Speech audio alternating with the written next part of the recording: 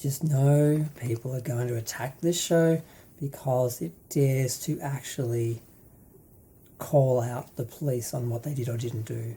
And it does show these two police as they should be portrayed, as villains, because what they did was atrocious and they didn't have any introspection and realise they did anything wrong.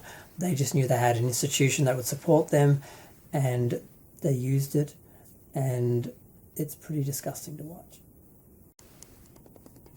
Hello, Steve Arts 89. Well, I just watched Dahmer, Monster, the Jeffrey Dahmer story on Netflix. It's season 1. I find it odd they mention that like there could be a season 2. There's 10 episodes. I watched the first 2 episodes last night. I discovered it dropped, or was available to me at around 5 a.m. I managed to watch the first 2 episodes, but then I had to go to bed. So then I watched episode 3 to 10. I just finished 10 then. It was very interesting. I heard they were doing something on Dahmer. I thought it was just a documentary. I didn't realise it was a series. And I didn't have much time to think about the content and that because I only found out about it being a series and having 10 episodes like a minute before I watched it. But they did some very different things with this series. Usually with Jeffrey Dahmer, they just deal with his attraction to viscera and his killing. They usually don't spend a lot of time on the victims, more so the crime. And I thought it would probably go the way of the Joe Wayne Gacy series that was done recently, where they focused mainly on the trial and the cases via the trial. So a lot of time spent on details and that. But this was very different. The first episode, you see Jeffrey getting caught. He attempts to kill a local gay black guy, and he gets one handcuff on him, but he manages to escape and go to the police, or get found by the police in the street. They come in. It doesn't take them long to, see what's happening there. Then we go back to his childhood, his teenage years. The continuity does move around a bit, like they don't just go straight through in a direct narrative. There's certain jumps around time and events and that. But it's a really well-rounded series where they show everyone's perspective. They show Jeffrey's perspective. They show how his mother, she's portrayed as a self-involved, narcissistic, insane woman who just couldn't have cared less about him and made it all about her. His father was ineffective. He supposedly confessed to having similar impulses to Jeffrey when he was younger, and he basically couldn't handle Jeff in that sense, that he just couldn't deal with him because he couldn't deal with that reality and that part of himself. So he neglected Jeff as well. Jeff, I don't think Jeff was evil. He did evil things, but I think he was just wired a certain way, and he unfortunately was put in the perfect circumstances to bring all that out. He had an abusive mother. He had a father who didn't do anything. He had a father who encouraged him to dissect animals and taught him all about dissection and so forth. And I don't know about the actor Evan Peters' portrayal of Jeffrey. He seems to be trying far too hard to make him weird and creepy, and I don't think it's that easy. He wasn't just some weird creepy monster. I think if he was truly that socially awkward and weird, he wouldn't have been as successful at what he did. He wouldn't have gotten away with what he did as long, because people would have not felt as comfortable and not believed him and listened to him as much as they did. So I think they've played that up a bit. But aside from that, it seems fairly accurate. But what they do here, like I said, they spend time on Jeff. They spend time, they show his parents how messed up they are. They spend a fair bit of time on his neighbour, Glenda Cleveland. Because part of the problem, part of this story, a big part of the story which doesn't get the attention it should have gotten in the past, is that this is mostly due to racism and homophobia that this was allowed to happen. Jeff got away with this because the people he killed were not considered important by the police. They didn't have a voice. They weren't listened to. Glenda called over and over again, and they ignored her. They did not listen to her. She told them someone is being killed in the next room. I can hear screaming. I can smell. They didn't listen to her. They didn't care. There's the shocking story of the 14-year-old is it Laotian boy? He was injured. He'd had his head drilled. They didn't know that. They just knew he was bleeding. These two girls found him, and they say he was naked, but in the movies he's always in underwear. But basically he was naked, roaming through the halls or the street. He couldn't talk because he had brain damage from the drilling. And Jeffrey managed to convince two police who were called that was his boyfriend. He was 19, and they basically took him back into the apartment where Jeff later killed him. They didn't check his ID. They didn't do anything because they didn't want to. They allegedly were homophobic. They didn't want to be anywhere near these gay guys. They were scared of catching something. They said they had to be deloused afterwards or something like that. And they didn't care. They just want to get out of there, and they let this kid die. And the worst part of this is that these guys didn't get punished. Not only did they not get punished, they got awarded, I think it was, what do they call it, the Police Association's Officer of the Year Award.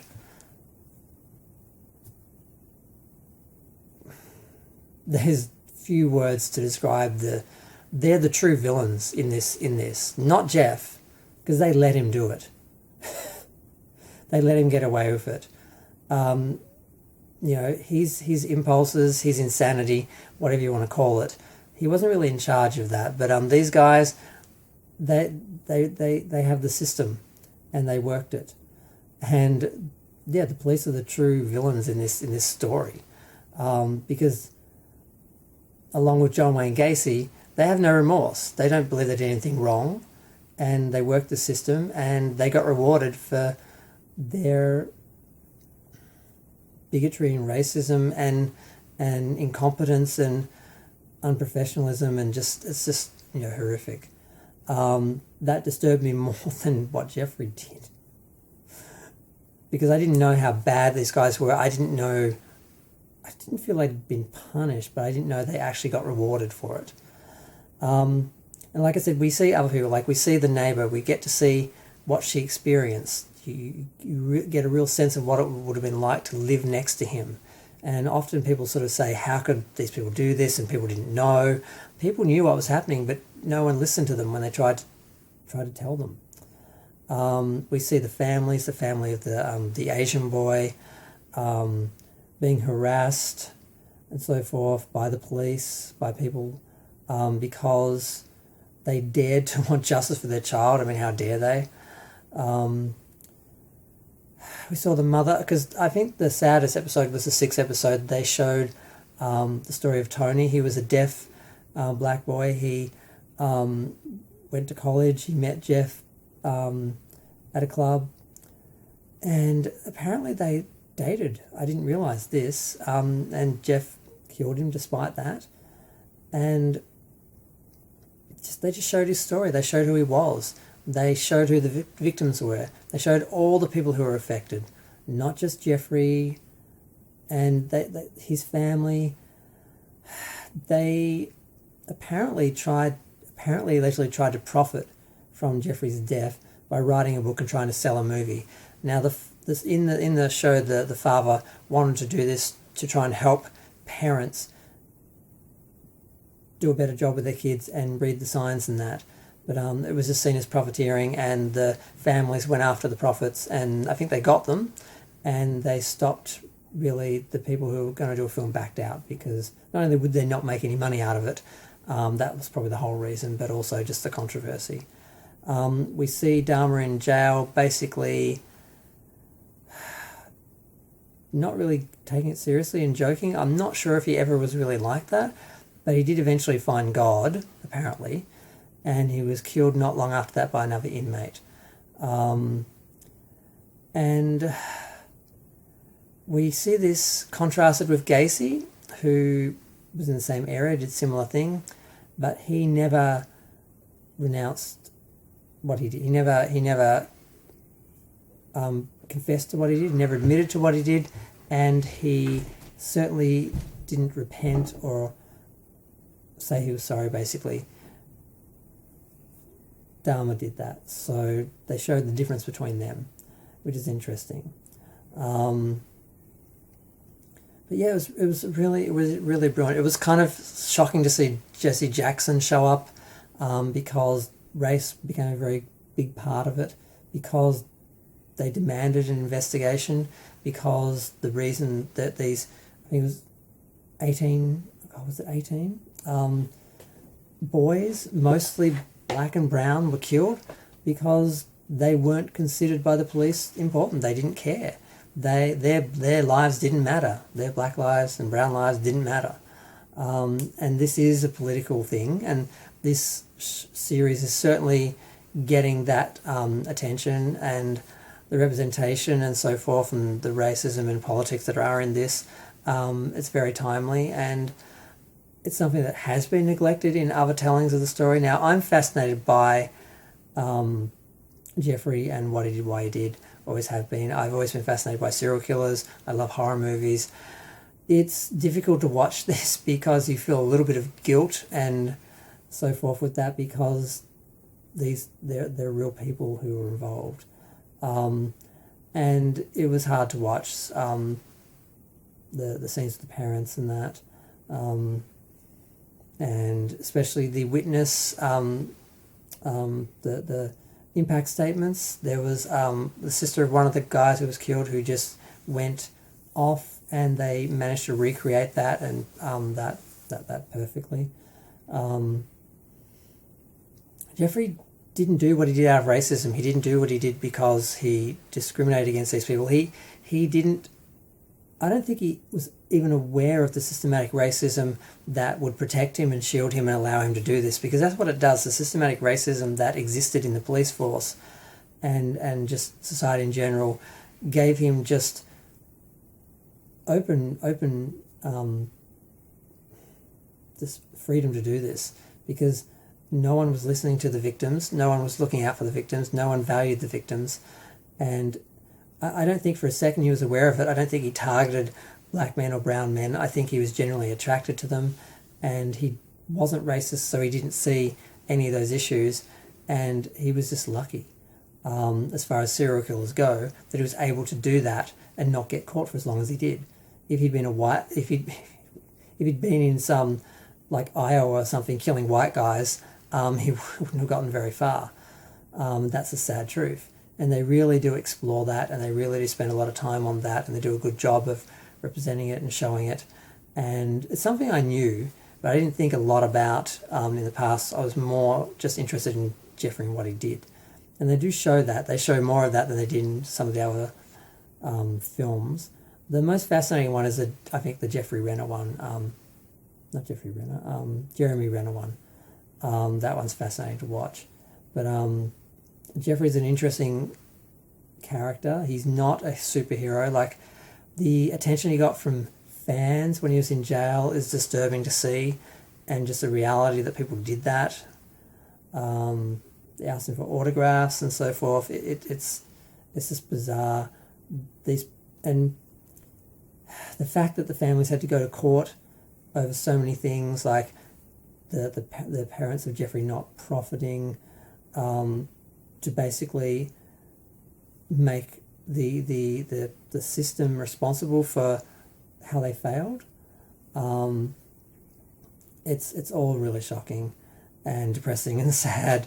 Eventually they tore down the building, and it was probably a good thing because the people couldn't even sleep in their apartments. They were all sleeping downstairs in the lobby because they just couldn't sleep in their apartments. They tore it down, but they never built a memorial like they said they would. To this day, they still haven't. I think it's just a vacant lot. And yeah, I hope somehow this pushes them to do something about that, because I still can't believe that hasn't been done. But yeah, Jeffrey is a fascinating figure. He's not a hero. He's not Jason Voorhees or Freddy Krueger. He's not a fictional character that you can be entertained by, or get a scare out of and sort of laugh at scaring and like enjoying a horror movie. It's reality. It's like a lot of horror movies now. It's too gory and realistic and disturbing to enjoy as entertainment, like some of the older films. But in this case, it's real, and a realistic portrayal of that is important. But I don't know what else to say. It's just it's 10 episodes. They go through pretty much everything. They covered pretty much everything. I couldn't go through it all. There's too much stuff. But the last couple of episodes, the second and last episode is Jeffrey pretty much just in jail, and the people outside dealing with it. They show the post-traumatic stress, and they just really do a good job of showing the whole picture, not just Jeffrey's story, not just the titillating,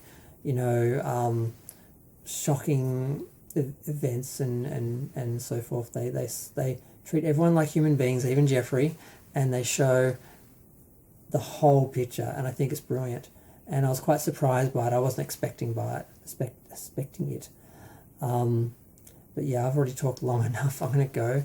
Feel free to share, like, comment, subscribe. Let me know what you think. I could talk for hours on this because it's fascinating. They go into so much stuff, but I'm already up to 16 minutes. I'm going to go. Thanks. Bye.